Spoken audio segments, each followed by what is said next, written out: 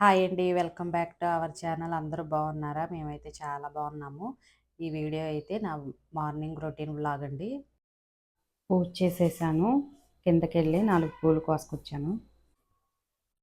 ఈ ధూపం వెలిగించేది నేను అరుణాచలం వెళ్ళినప్పుడు తీసుకొచ్చాను.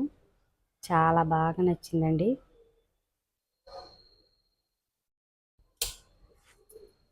ఇక్కడ కూడా అమ్మవారి ఫోటో ఉందన్నమాట. ఒకటైతే గుడి దగ్గర పెడతాను పూజ గదిలో, ఒకటి ఇట్లా పెట్టేస్తాను. ఇడ్లీ వేయాలి ఇప్పుడు చట్నీ కోసం. ఇప్పుడే ఎండ వస్తుందండి. విండోలో నుంచి చూడండి ఎలా సూర్యకిరణాలు వస్తున్నాయో. ఫస్ట్ కొబ్బరి పచ్చిమిర్చి లైట్గా ఫ్రై చేశాను. పచ్చిమిర్చి అయిపోయినాయి. ఇప్పుడు పుట్నాలు వేస్తాను.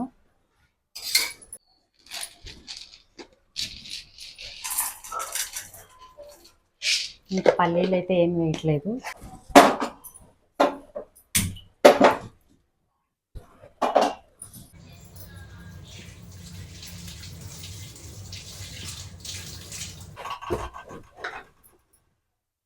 ఇడ్లీ పిండిలో లైట్గా సాల్ట్.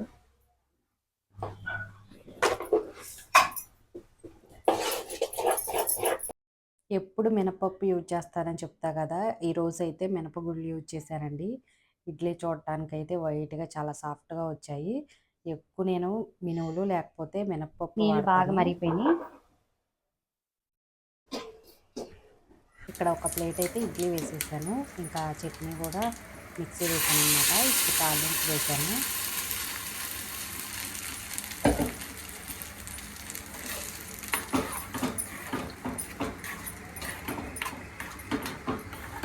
తాలింపులో ఎండుమిర్చి, మినపప్పు, ఆవాలు, కొద్దిగా కరివేపాకు వేసాను.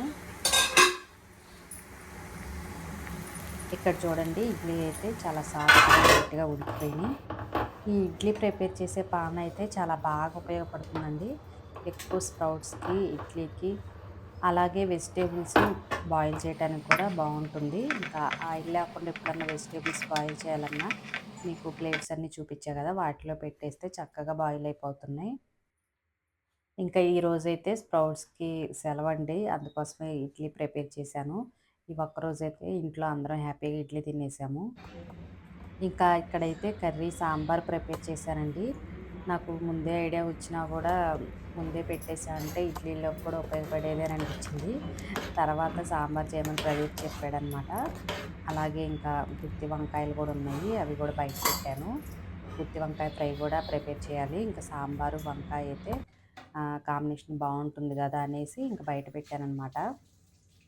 సాంబార్ కానీ పప్పుచారు ఇలా ప్రిపేర్ చేసినప్పుడు నాకు ఎక్కువ వెజిటేబుల్స్ అయితే ఇష్టమండి.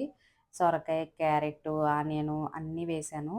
ఇంకా వీళ్ళు తిన్నా తినకపోయినా మొత్తం ముక్కలన్నీ నేనే తినేస్తాను. నాకు అంత ఇష్టం అనమాట. ములక్కాయలు ఉంటే అవి కూడా వేస్తాను.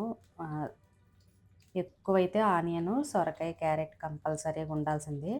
నేను ఎప్పుడన్నా ఫంక్షన్కి వెళ్ళినప్పుడు కూడా ఎక్కువ ముక్కలే వేపించుకుంటాను. ఫంక్షన్లో కూడా చారు కన్నా కూడా చారు చాలా తక్కువ పోసుకుంటా, బాగా తిక్కువగా ఉంటాయి కదా. ఇంకెక్కువ వెజిటేబుల్స్ తినాలి కాబట్టి ఎక్కువ వెజిటేబుల్స్ అయితే తినేస్తాను. ఇంకా ఈ సాంబార్కి అయితే ఫస్ట్ వెజిటేబుల్స్ అన్నీ ఒక స్పూన్ ఆయిల్ వేసి కొద్దిగా లైట్గా మగ్గిన తర్వాత ఇంకా చింతపండు రసం వేసాను. పప్పు అయితే పక్కన ఉడకబెట్టేసి చల్లారిన తర్వాత మిక్సీ వేసాను, అప్పుడు కలిపేసాను అనమాట. కొద్దిగా సాంబార్ పౌడర్ కూడా వేసాను. ఇంక ఇక్కడ పక్కన అయితే తాలింపు వేసాను అనమాట. తక్కువ ఆయిల్తోనే వేసేసాను. ఇంగువ ఎక్కువ వేసాను. అలాగే 4, 5 వెల్లుల్లిపాయలు పొట్టు తీసి దంచి జీలకర్ర, ఆవాలు, ఎండుమిర్చి, కరివేపాకు వేసాను. ఎప్పుడన్నా టైం లేనప్పుడైతే ముందే అన్ని రకాల వెజిటేబుల్స్ వేసేటప్పుడే తాలింపు వేసి వెజిటేబుల్ బాయిల్ అయిన తర్వాత చింతపండు, ఉడికిన పప్పు అయితే యాడ్ చేసేదాన్ని.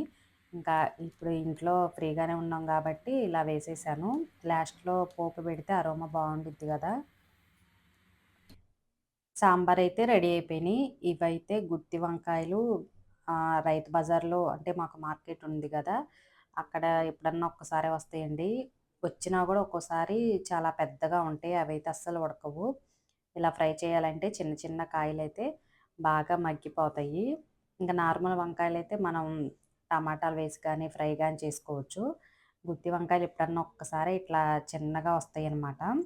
ఇంక దీంట్లో స్టఫ్ కోసం అయితే టమాటా, ఉల్లిపాయ, వెల్లుల్లిపాయలు అన్నీ మిక్సీ వేశాను. ఆ పేస్ట్ పెట్టేసాననమాట. ఇంక వంకాయలు మనకు చాలా సాఫ్ట్‌గా ఉంటాయి గదా! ఈజీగా మగ్గిపోతాయి. కొంచెం మనం రైస్‌లో కలుపుకోవాలంటే గ్రేవీ ఉండాలి గదా! ఫస్ట్ వంకాయలన్నీ మగ్గిన తర్వాత ఇంక దాంట్లోనే ఉప్పు, కారం, పసుపు అన్నీ వేసేసాను. అయి మగ్గిన తర్వాత లాస్ట్‌లో మనకి కొద్దిగా ఉండిద్ది గదా గ్రేవీ, అది కూడా వేసేసి ఇలా సిమ్‌లో పెట్టేస్తే 10 నిమిషాల్లో ఇలా వంకాయ ఫ్రై రెడీ అయిపోయిద్దండి. ఒక్క పీస్ ఏసుకున్నా కూడా మనకి రైస్ అనేది బాగా కలిసిద్దనమాట. చాలా టేస్టీగా కూడా ఉంటుంది. వీడియో నచ్చితే లైక్ చేయండి.